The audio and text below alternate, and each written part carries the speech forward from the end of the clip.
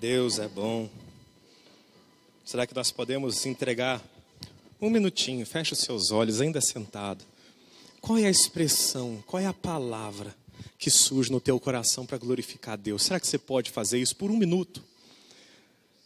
Exaltar o Senhor por tudo que Ele tem feito na tua vida, na tua casa. Senhor, nós te glorificamos. Meu Pai, antes de te conhecer, a nossa vida não valia, Senhor. Não tinha vida, não tinha alegria, não tinha contentamento. Era insatisfação após insatisfação, mas nós te agradecemos, porque o Senhor nos supriu em Cristo todas as necessidades que tínhamos, tanto emocionais, quanto espirituais, quanto financeiras, quanto sociais. O Senhor nos abençoou em Cristo e nós estamos felizes, meu Pai, porque o Senhor está em nosso meio. Nós te exaltamos porque o Senhor mudou a nossa história. O Senhor é Rei, é Príncipe, é Pai. O Senhor tem se manifestado um Deus tão amoroso para essa igreja, tem mostrado o seu amor de maneira tão incrível, meu Pai, que nós nos rendemos cada vez mais ao Senhor, porque o teu amor nos constrange a fazer isso. É impossível, não há como permanecer indiferente à tua presença, meu Pai. O seu amor nos constrange e nós te glorificamos por isso, nós te exaltamos por isso, meu Pai, em nome de Jesus Cristo. Amém. Como é bom adorar a Deus, né, gente? Nunca nos cansemos de adorar o Senhor, nosso Deus Todo-Poderoso. Nunca nos cansemos. Nunca, jamais. Porque Deus é bom. E a misericórdia do Senhor dura para sempre. Amém? Vamos estudar um pouquinho a palavra do Senhor nessa noite. Evangelho de João, capítulo 1,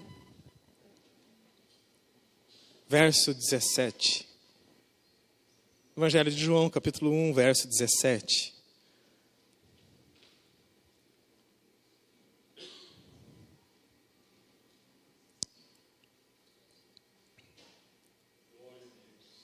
Você vai achando, você vai dando glórias a Deus, ao Senhor, Deus Todo-Poderoso. Deus é Deus quando a igreja está lotada, Deus é Deus quando a igreja tem menos gente, Ele continua sendo Deus, gente. Nunca perca isso de vista na sua vida. Deus é maravilhoso. Glória a Deus, vamos lá. Porque a lei foi dada por Moisés, mas a graça e a verdade por meio de Jesus Cristo. Quem concorda, diga graças a Deus. Amém. Senhor, glorifica o nome de Jesus nessa pregação dessa noite, meu Pai. Exalta o nome do Senhor. Pois o Senhor é Deus e nós te amamos, meu Pai. O Senhor é bem-vindo nesse lugar, não só na hora do louvor, em todo momento o Senhor é bem-vindo nessa casa. Essa casa está sendo edificada para a glória do teu nome, com tijolos de gentes, meu Pai, como diz a tua palavra, pedras vivas que constituem, meu Pai, essa igreja que te adora e te glorifica. Em nome de Jesus. Amém. Deus é maravilhoso em todos os seus caminhos. A palavra do Senhor diz que Moisés trouxe a lei, mas a verdade, a graça e a verdade vieram por Jesus Cristo. Ou seja, tudo que Jesus falou, tudo que Jesus representa é a verdade final e absoluta. Por isso que o cristianismo é a religião, o povo cristão é o povo mais perseguido na atualidade. Viu o que fizeram na Páscoa? Quantos irmãos nossos morreram por um motivo? Por adorarem ao Senhor nosso Deus.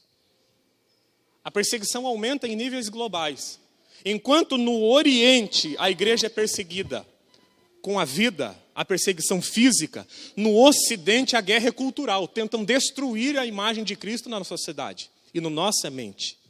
Porque a sociedade atual rejeita verdades absolutas. E a Bíblia declara que Jesus é a verdade. Quem crê nele, diga graças a Deus.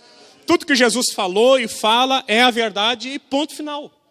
Ele é a interpretação última de tudo que é verdadeiro. Se a gente fala A e a Bíblia, na palavra do Senhor Jesus, fala B, a gente abandona o nosso A e fala com ele o B.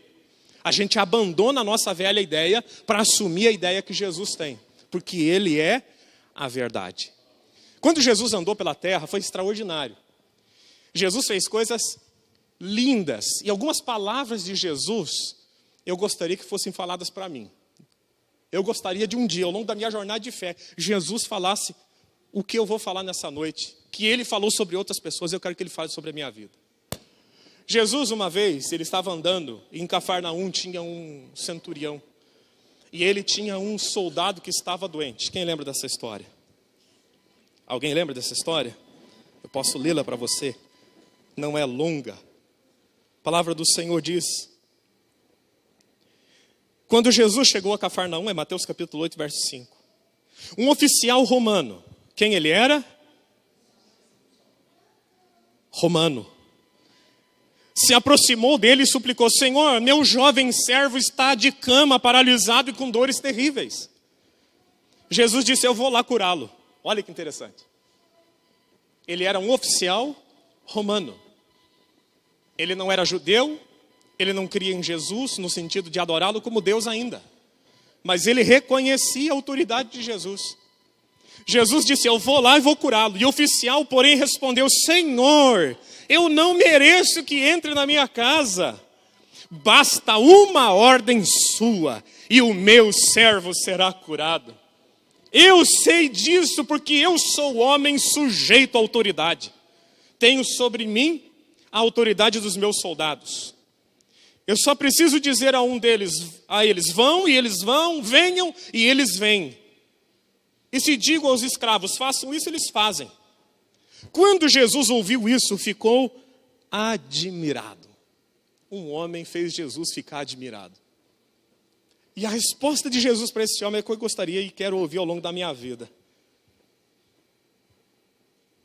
Eu lhes digo a verdade. Jamais vi fé como esta em todo Israel. Ele é verdade. Ele falou: eu não vi uma fé igual a desse homem em todo o território de Israel. Não tem. Quem está falando é o Tiago? Não. Jesus, que é a verdade, disse: eu testifico sobre esse centurião. Ninguém em todo Israel, do sumo sacerdote ao homem mais simples, tem tanta fé como esse oficial romano tem. Não passa muito tempo, não muito longe desse fato, vai acontecer um outro relato de Jesus admirando-se da fé de alguém. Então Jesus deixou a Galileia, já que já é Mateus capítulo 15, rumo ao norte, na região de Tiro e Sidom. Uma mulher cananeia, diga assim, mulher cananeia. Não era israelita, não frequentava a sinagoga, não orava, ela era cananeia. Que ali morava, veio até ele suplicando: Senhor, filho de Davi, tenha misericórdia de mim. A minha filha está possuída por um demônio que atormenta ela terrivelmente. Jesus não disse uma só palavra em resposta.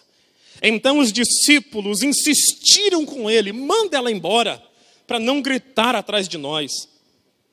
Jesus disse à mulher: fui enviado para ajudar apenas as ovelhas perdidas do povo de Israel. Ele está falando o que para ela? Você não faz parte do meu povo. Eu não vim para você. Você não faz parte das pessoas pelas quais eu vim para fazer o que tenho que fazer. A mulher, porém, aproximou-se diante dele, se ajoelhou e implorou mais uma vez. Eu estou lendo agora Mateus capítulo 15, verso 25. Senhor, me ajude.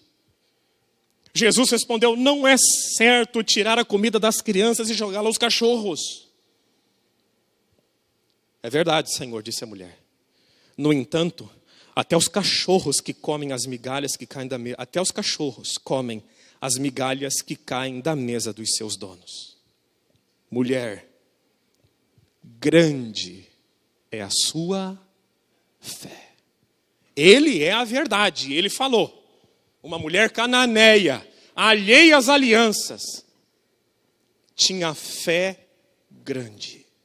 Então ela tinha uma fé grande.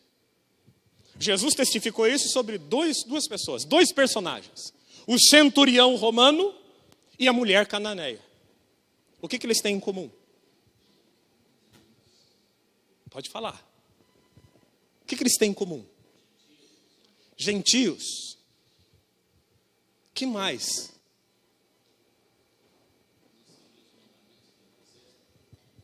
Não seguiu os mandamentos de Moisés. Talvez nunca tenham pisado numa sinagoga.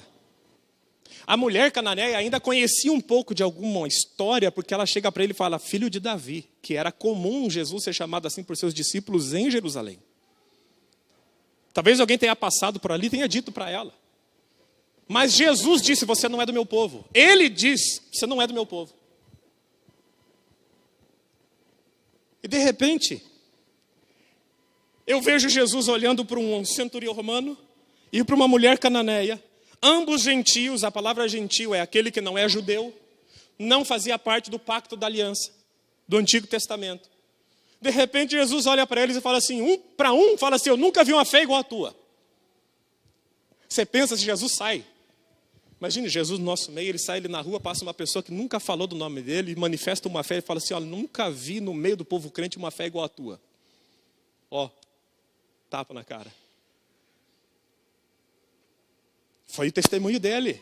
Os discípulos estavam juntos. Olha, eu nunca vi uma fé igual a tua. Nem em João Batista. Nem em ninguém. E olha que João Batista era o maior homem nascido de mulher até então. Jesus falou, ninguém é maior do que João Batista. Dos nascidos de mulher, ninguém era maior do que João Batista. Nem Abraão, nem Isaac, nem Jacó. João Batista. E Jesus olha para um homem que nunca tinha pisado numa igreja. Falou assim, a tua fé é maior do que todos eles. Por que Jesus declarou isso para aquele homem e para aquela mulher? Para um, a tua fé é a maior de todos. Para outro, a tua fé é grande. Jesus não mente, ele é a verdade. Então, realmente, o que estava falando era a verdade.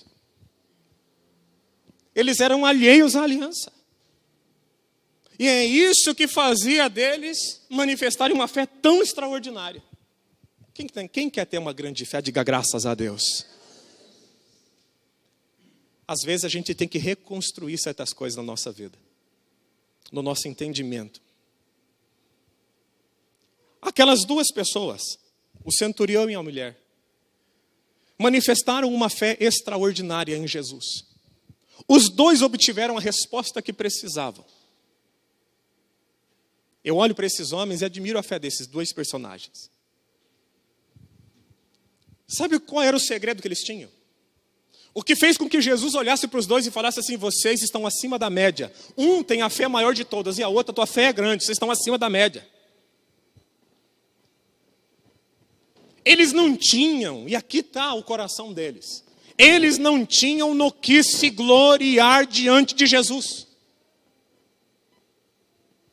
Eles não tinham ido para o culto, eles não conheciam as alianças, eles não sabiam os preceitos da lei, eles não conheciam o decálogo, as 10 leis dos judeus, nem as outras 613 leis, eles não sabiam nada.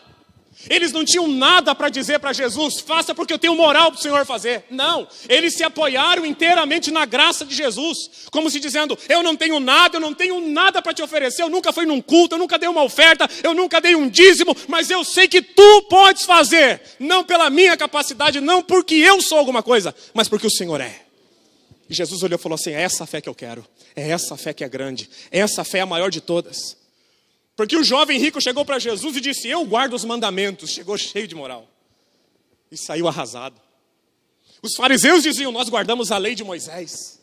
Jesus falou, é verdade, vocês se assentam na cadeira de Moisés. Tiago, o próprio irmão de Jesus, era cheio de orgulho até se converter. Grande estudioso da lei.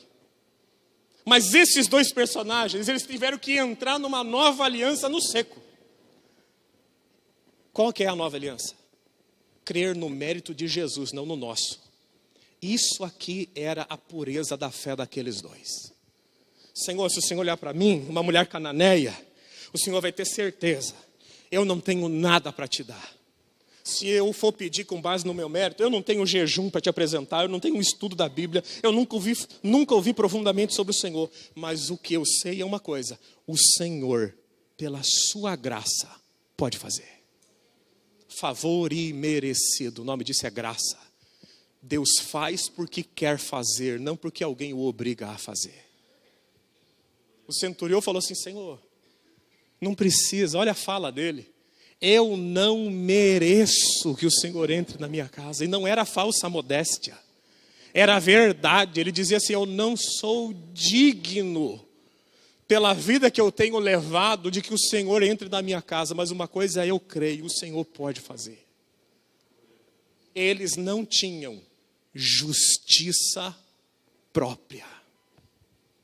A justiça própria mata a fé e anula a graça.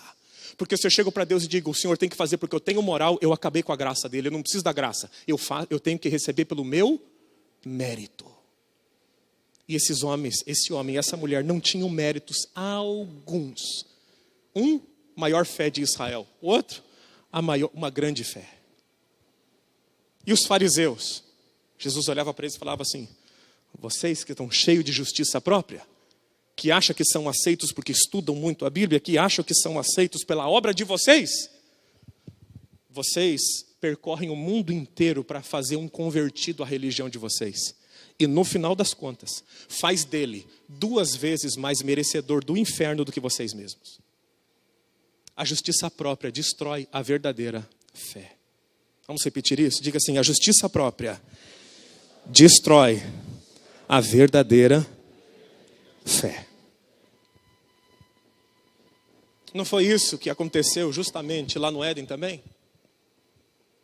Quando Adão diz: olha, foi a mulher que tu me deste, o que ele está falando? Não fui eu, foi ela. Eu? Não, ela. Quando eu começo a acusar os dores da minha vida, os meus fracassos espirituais nos outros, lá dentro do meu coração, bem forte, está um negócio chamado justiça própria. Eu acho que mereço e ainda me ofendo quando Deus não faz. Por que as pessoas se ofendem quando Deus não faz alguma coisa na vida delas? Porque dentro delas, a sua própria justiça diz: você merece. Deus é injusto porque não fez. Então fique bravo com ele.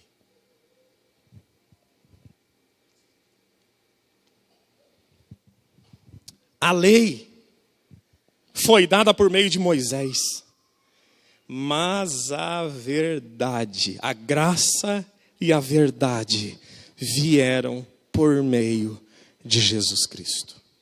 Como é que está teu coração, meu irmão? Será que não tem justiça própria aí dentro tão grande? Justiça própria trabalha como se fosse um guardião. Ela não deixa passar por ela a graça do Senhor. Quando a pessoa começa a achar que ela merece o que ela tem, ou que ela merece as bênçãos do Senhor, a justiça própria está bem estabelecida nela. Nós oramos, nós jejuamos 40 dias, não foi isso? Como igreja? Por que fizemos isso? Só como uma resposta por tudo que Deus já fez na nossa vida. Nós jejuamos e glorificamos o nome do Senhor. Nós não fazemos atos para que Deus nos aceite, porque se eu faço isso, é justiça própria. Não há fé nisso. O apóstolo Paulo vai falar sobre isso de uma maneira muito clara. Porque se eu misturo e acho que eu sou justo em mim mesmo, a graça foi anulada. Qual é o grande mérito de Jesus? Dele pagar um preço que você não poderia pagar. Amém? Quem reconhece, diga graças a Deus. Só que a Bíblia diz que aonde abundou o pecado, o pecado, superabundou a graça. O pagamento pelo nosso pecado foi muito superior ao que ele exigia. É como se nós devêssemos X e Jesus pagasse 10 vezes X. A conta foi paga com sobra. E por que tem que ser desse jeito? Por que a salvação tem que ser pela graça, como diz o apóstolo Paulo? Para que ninguém se glorie em si mesmo, porque a justiça própria mata a fé. Porque tem muitos cristãos que têm fé pequena ou uma fé que não resolve. Uma fé tão pequena que é inoperante ou uma fé morta. Porque ele acredita que Deus deve alguma coisa para ele. Deus não deve nada para você nem para mim. Nada. Deus não deve. Tudo que ele faz é porque ele quer fazer por meio da graça. Eu oro, adoro, mudo de vida porque ele me alcançou primeiro. Eu amo ele porque ele me amou primeiro. O que eu faço para ele é em resposta ao que ele já fez pela minha vida. Eu não faço as coisas para agradar a Deus. Eu não faço para ser aceito por Deus. Eu não venho tocar teclado para ser aceito. Eu fui aceito pelo sangue que foi derramado na cruz do Calvário. Enquanto a igreja cristã tiver senso de justiça próprio, Deus faz porque eu faço. Não vai ter fé que faça Jesus dizer: opa. A Bíblia diz que Jesus ficou impressionado com o tamanho da fé daquele homem. Eu não vi em Israel fé como essa. Grande é a sua fé, disse para a mulher, porque a graça veio por Jesus Cristo. Tem muita coisa que Deus quer fazer na sua vida, mas Ele não pode, porque se Ele fizer, você vai dizer, é porque eu jejuo. E não é porque você jejua. Você pode morrer seco de jejuar, que se Deus não quiser fazer, Ele não vai fazer. É pela graça do Senhor, para que o nome dEle seja glorificado. Eu não sei como é que você se sente diante das bênçãos do Senhor. Eu falo para minha esposa, que é testemunha disso, falo para os líderes da casa do Senhor. Quando Deus nos abençoa, eu me sinto muito humilhado, no bom sentido. Porque eu sei que não há o que a gente possa fazer para agradá-lo. A Bíblia fala que se a gente fizer exatamente tudo conforme Ele quer, nós seremos servos inúteis. Para sair da inutilidade, eu tenho que confiar na graça. Eu tenho que confiar que Ele me amou primeiro. Eu tenho que confiar que Deus é Deus de verdade. Senão vai ser sempre no toma lá e da cá, e Deus não funciona dessa forma. Que Deus nos abençoe de crescer na graça e no conhecimento do Senhor. E reconhecer isso. Eu sei que as lutas nos levam à oração. As lutas que às vezes a gente passa nos levam para orar. Me levam também. Mas as bênçãos de Deus têm a capacidade de me humilhar. Porque eu sei que eu não mereço. Eu tenho que ter o senso profundo na minha alma. Deus fez porque Ele quis. Como é que eu ajo então? Qual é a posição correta para viver? Em gratidão. Obrigado por tudo, eu te louvo por isso, eu te louvo por aquilo. Porque o Senhor tem feito grandes coisas em nosso meio. Fecha os seus olhos, estamos encerrando essa ministração dessa noite. Pastor, significa que não adianta eu orar? Adianta você orar, claro. O meio pelo qual Deus escolheu para agir no meio dos seus filhos, muitas vezes é a oração. Mas se eu me apoio na minha oração, a minha confiança já não está em Cristo, está em mim. Isso é justiça própria. Existem cortes na nossa vida, meus irmãos, que Deus faz de facão, são cortes grossos. O que eu estou te apresentando nessa noite é um corte de bisturi. É uma linha tênue que divide a minha justiça da justiça de Deus. Mas significa que a gente não precisa orar? Eu não falei isso, eu falei que você precisa orar. E confiar na graça dele, mesmo debaixo de oração. Pastor, não precisamos jejuar? Precisamos. Humilha a nossa carne, temos que fazê-lo. Mas não tem a justiça própria. Deus vai fazer porque eu jejuei. Não, isso é justiça própria.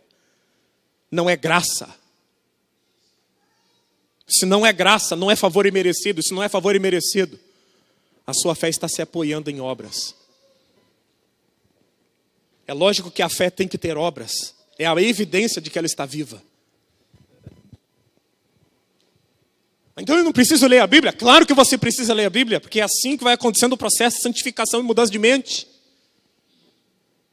Mas Deus muda a tua mente pela graça. Eu olho a vida daqueles dois. Um centurião romano e uma mulher cananeia.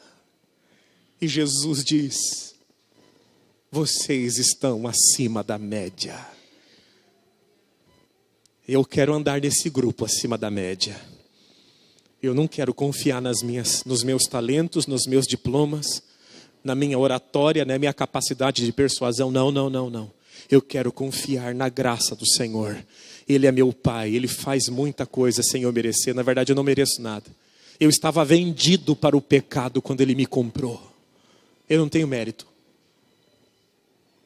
Ele é o oleiro. Eu sou o vaso. Tenho que levantar as minhas mãos e dizer obrigado, Senhor, por toda a obra que o Senhor está fazendo na nossa vida, nessa casa, nessa igreja, nesse ministério. É obra das suas mãos. Pastor, mas você não estuda? O dia inteiro. Você lê muito. Mais de 12 de livros. Só nos últimos 2, 3 meses. Leio e estudo muito para pregar. Mas o que Deus faz aqui é pela graça e não pela minha capacidade. Porque a hora que isso aqui for apoiado na minha capacidade, vai acabar. Porque tudo aquilo que o homem consegue criar, ele vai ter que sustentar sozinho. Deus sustenta tudo pela graça dele, ele é suficiente. Nós vamos falar bastante sobre esse tema pelos próximos dias. Para que a nossa igreja cresça na graça do Senhor. Nós temos que matar toda justiça própria em nosso meio. Toda justiça própria vai morrer em nome de Jesus. E aí você vai ver o poder que vai emergir desse negócio, desse processo. Quando eu reconheço que por mais que eu estude, por mais que eu participe de seminários, por mais que eu compre livros e os leia, por mais que eu prepare os sermões, enquanto o pregador não entende, que é pela graça. E a graça é uma lei superior, é algo superior ao mérito próprio. Enquanto isso não está bem estabelecido, Deus não pode ser plenamente glorificado naquele lugar. Fica de pé se você pode, em nome de Jesus. Já estamos encerrando o culto. Encerrando a adoração dessa semana, durante a semana. Você quer ter uma fé realmente extraordinária? Eu quero. Eu quero que a minha fé alcance limites extraordinários para mim. Mas eu quero que Jesus reconheça isso. Porque a minha avaliação é falha, a dele não. Ele é a verdade veio por ele. Ele é a própria verdade. Se ele fala que a fé de alguém é grande, a fé dele é grande. Pode imitar. Pode imitar a fé daquela pessoa. E hoje, imite a fé desses dois. Do centurião que diz, Senhor, eu não sou nem digno. Eu reconheço que tu podes, eu não sou digno. Jesus falou, tua fé é muito grande. A maior de Israel. A mulher disse, Senhor, tudo bem. Mas a migalha que cai da tua mesa já sacia toda a minha casa. Jesus olhou e falou, tua fé é grande. Seja feito conforme a tua fé. Que Deus te abençoe. E que no restante desse ano a tua fé cresça até alcançar níveis extraordinários. E que Deus faça sinais, prodígios e maravilhas através da tua vida.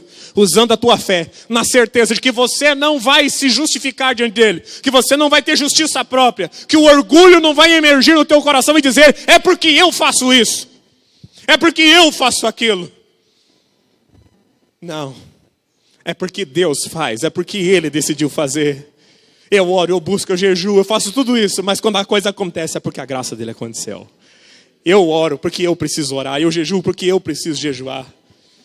Eu leio a palavra porque eu preciso ler a palavra. Não é Deus que precisa que eu leia. Eu preciso ler a palavra para ter melhor a mente de Cristo em mim. Para poder reinar em Cristo em todas as áreas da minha vida. Pela graça sois salvos, diz a palavra do Senhor. Mas não é apenas pela salvação, meu irmão. A Bíblia fala que Deus não negou seu próprio filho. Nos negaria qualquer outra coisa com ele? Não! Não negaria. Então creia, meu irmão. Dias gloriosos estão sobre a sua vida. Porque Jesus pagou um preço para isso. Porque Jesus é suficiente para isso. O mérito é dele.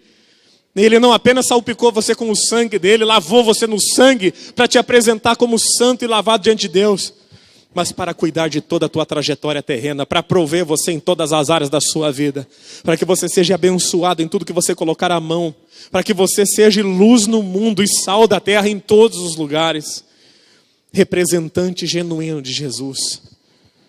Deus tem que ter segurança de que o nosso coração está livre da justiça própria, para que Ele possa fazer obras ainda maiores do que Ele tem feito na nossa vida. E Ele vai fazer isso. Nós vamos pregar sobre isso, nós vamos ministrar sobre isso. E a palavra do Senhor vai crescendo, crescendo, crescendo e sendo cada vez mais glorificada. Quem concorda que Jesus tem operado no nosso meio, diga graças a Deus. Vocês, obras maiores serão feitas para a glória do nome de Jesus.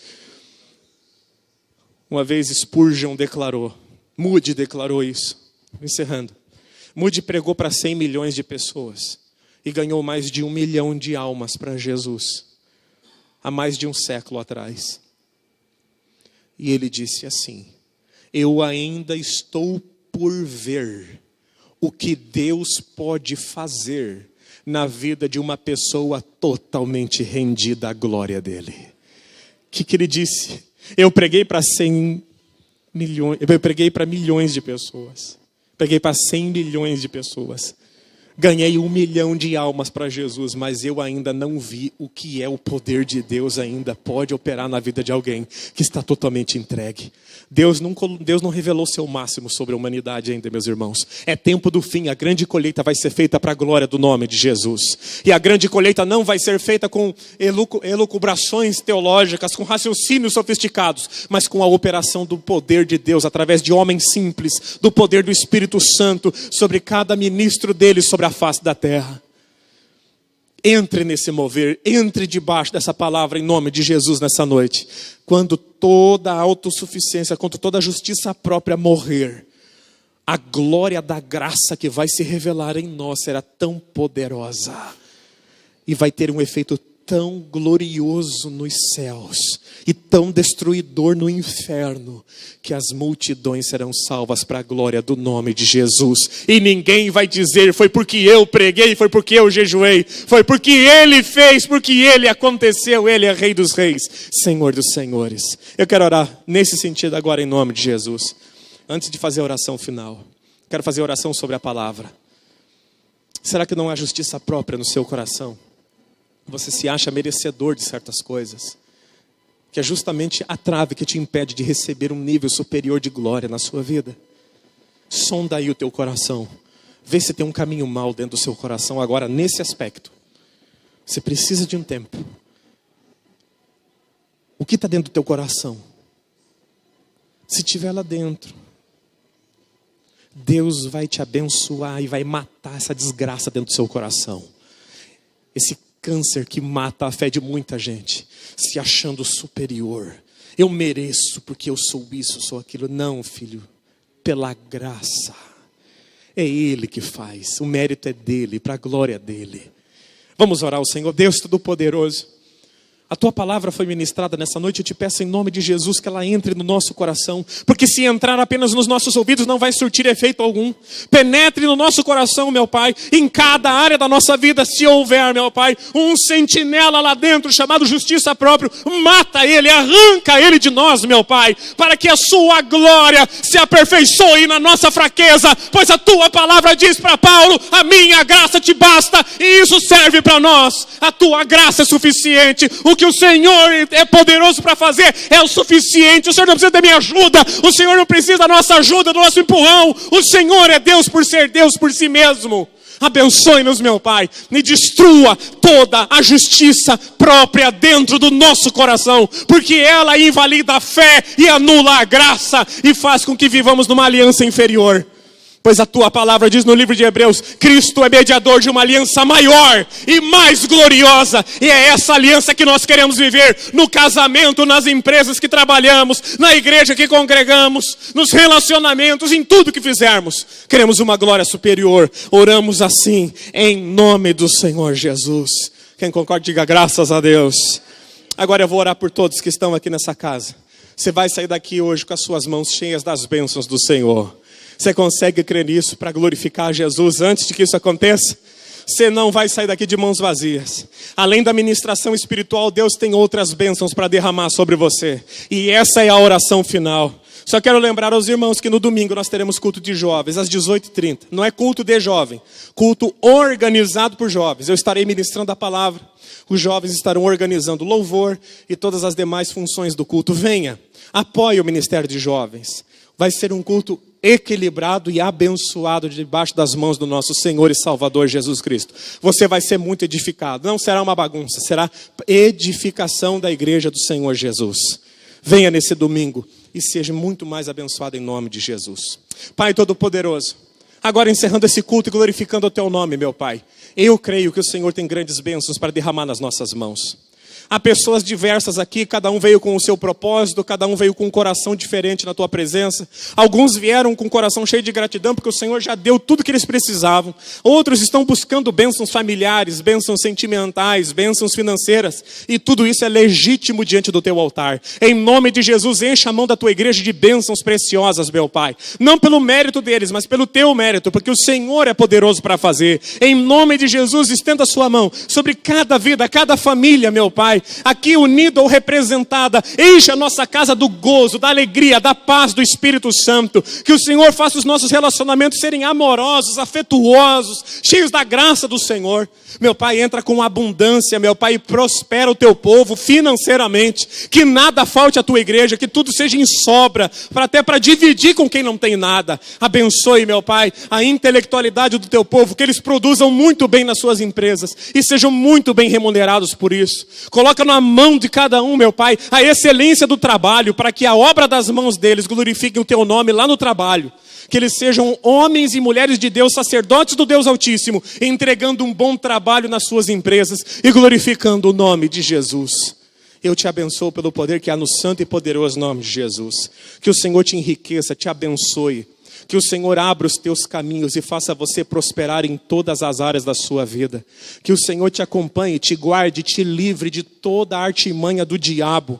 Que o Senhor cerque você por trás e por diante com grandes livramentos. Que a sua família seja feliz e linda na presença de Jesus. Que os teus filhos te respeitem e te honrem. E que haja abundância de comunicação na sua casa. Que Deus conceda a você e a sua família as bênçãos dos céus. Que o grande amor de Deus, a comunhão e a consolação do Espírito Santo esteja sobre a sua vida hoje e sempre. Que o Senhor sobre ti levante o teu rosto e te dê a doce paz do nosso Senhor e Salvador Jesus Cristo. Vão em paz e o abençoa a todos, em nome de Jesus. Deus te abençoe. Vá na graça e na paz em nome de Jesus.